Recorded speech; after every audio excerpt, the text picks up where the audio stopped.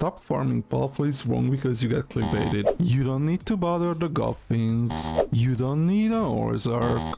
You don't need to fast river reset any areas. You do not need to bother with the Panking boss either. And you definitely don't need to breed any Suzaku Aquas just to butcher them. This is all you need to do to get enough spa fluids for your cement needs. Grab yourself a crossbow and some arrows. These are cheap to make and the crossbow has a fast enough fire rate for what we needed. This is the area we're gonna be hunting. The closest travel point is Azerope Hill. Sit on the fastest mount you have and then shoot every single pangolin, elephant and celery in the face. If you see any wild boars, I will shoot them too because you kinda need the bones for cement.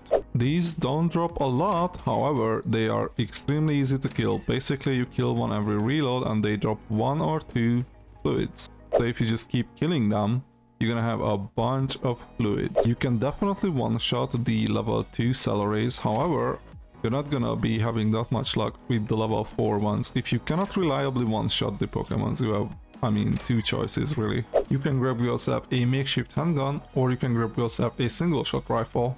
However, both of their ammo uses either ingots or refined ingots. But if you have a lot of ingots to burn and you don't want to wait around, you can actually do it. Now there are a bunch of ways you could ensure that you one-shot with the crossbow. Either you farm a better crossbow or you condense a riding Pokemon. However, all of those take a bunch of time and more importantly, they take a lot of goddamn materials. A much more resource-friendly option is to just grab yourself a heap lantern that you should already have because this is one of the best items in the game.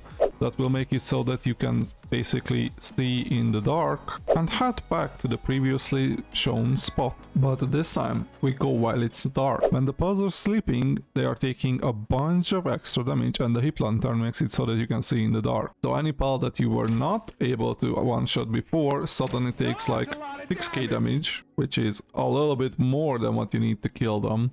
Like the level 4 celery that are sleeping is suddenly a very easy one-shot. So, you know, just come back here in the dark and just rain terror on them. Once you hit the end of the beach, you can literally just turn back and repeat, because they will respawn around the midway part by the time you reach the end. That's all you gotta do. Sit on the fastest mount you have and just keep clicking on heads and keep collecting the pal fluids. Even though I have the level 1 crossbow, not even a blue one, and my stuff for life pendants, it will still one-shot everything at night. So just go and nuke every single pangolin, every single celery, and it is faster than doing anything else, I promise you. You just sit on the fastest mount you have, you ride around and you keep clicking them. Just make sure to ride over them to grab the pal fluids from the ground. Like this pangolin is definitely sleeping in the water. Still, you can collect everything. As long as you fly over it, you will be able to collect it. Obviously, the faster your mount is, the faster you're gonna be able to farm this. So, you know, if you have a fast Polaris, if you have a fast whatever, you're just gonna run around on that and keep killing them. And if you have a legendary crossbow, obviously use the legendary crossbow. Like, you don't have to use the worst crossbow in the game that I was just doing in the example footage.